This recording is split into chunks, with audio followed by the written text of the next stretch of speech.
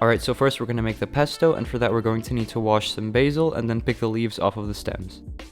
So traditionally pesto is actually made in a mortar and pestle, and we're basically replicating that same effect with a knife by turning the basil into a paste. Chop the basil very finely and scrape as much of the green off of the board as you possibly can.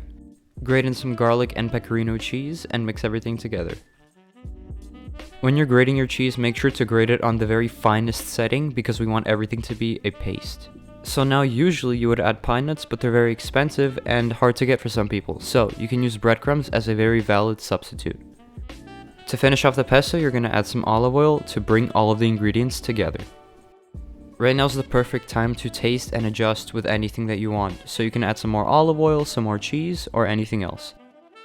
Now we're going to continue our preparation by slicing a tomato into very thin slices, and then seasoning it with salt and pepper.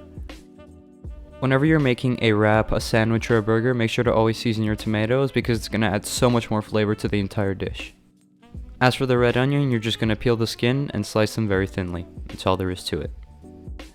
So for the chicken, I usually buy a bone-in skin-on chicken leg as it's cheaper and it's way more efficient, and I already showed you how to butcher it in a different video, but the quick way is just to scrape the bones and cut it from the center. The chicken video will be linked in the description down below.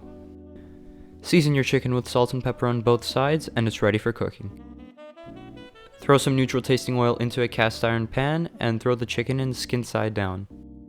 We're going to cook the chicken flipping every 30 to 45 seconds until a nice developed crust forms on both sides.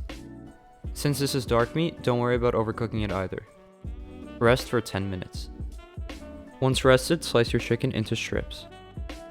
Make sure to not make the pieces too big or too small. Place your chicken to the side and place down your wrap. You can use any wrap of choice, I'm just using this spinach wrap right here. Place your chicken right in the center and top it off with your pesto. Then you're going to add your tomatoes and onions. And finish it off with some whole milk, low moisture mozzarella cheese. Fold the sides of the wrap inward and roll forwards. Once you've rolled it 80% of the way, do it once more and finish it off. And now you're going to place your wrap in the exact same smoking cast iron pan as from before. Place your wrap down and then throw in some water and cover with a lid or some aluminum foil. The whole point of the water is to help melt the cheese inside of the wrap. When the wrap is a deep golden brown, flip it over. Transfer to a cutting board and slice diagonally. Once your wrap is sliced, transfer to a plate and you are done.